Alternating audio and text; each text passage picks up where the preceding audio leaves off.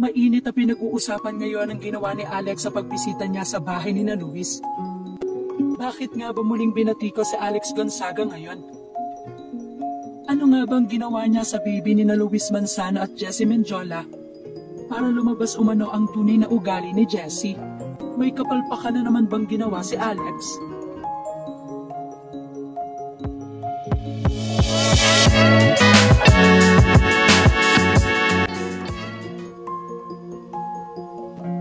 Hindi naman lingid sa marami ang hindi na mabilang na kontrobersyal na kinasangkutan ng TV personality at vlogger.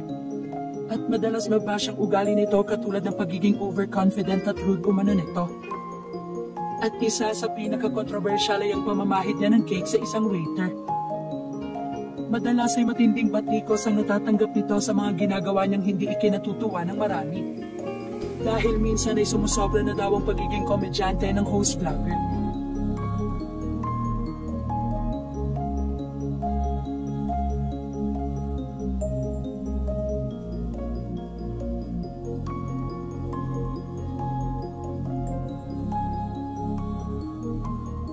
Tila hindi mapigilan ni Jessie Mendiola na ipakita ang tunay niyang attitude ng halikan umano ni Alex sa labi si Baby Rosie. Bilang magulang ay nagiging maingat lang si Jessie dahil nga masyado pang mahina ang immune system ng baby para sa mga virus o bakterya na posibleng dala ng matatanda na bibisita dito. Sa kabila ng pagpupusi na Jessie at Luis tungkol sa pagbabawal nila halikan sa labi ang kanilang baby para sa lahat ng bibisita dito. Pero dahil sa cuteness ni Rosie ay tila nakalimot si Alex. Dahilan para tila maipakita ni Jessie ang pagkairita niya sa best friend ng asawa niya.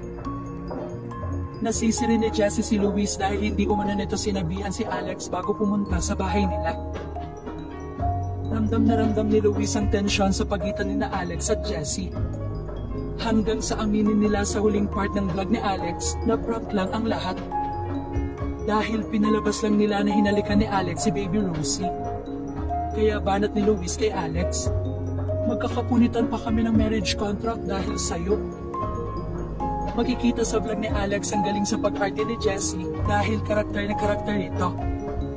At bagamat medyo nakahalata na si Luis na prank lang iyon, ay kitang-kita naman ang pagkabalisado nito dahil sa nangyayaring tensyon. Ngunit hindi lahat ng netizens ay natuwa sa vlog na ito ni Alex. At batikos pa rin ang natanggap ng vlogger kahit pa prank lang ang ginawa nila. Pero hindi naman nabago ang pagpaprank ng mga vlogger sa kanilang contents.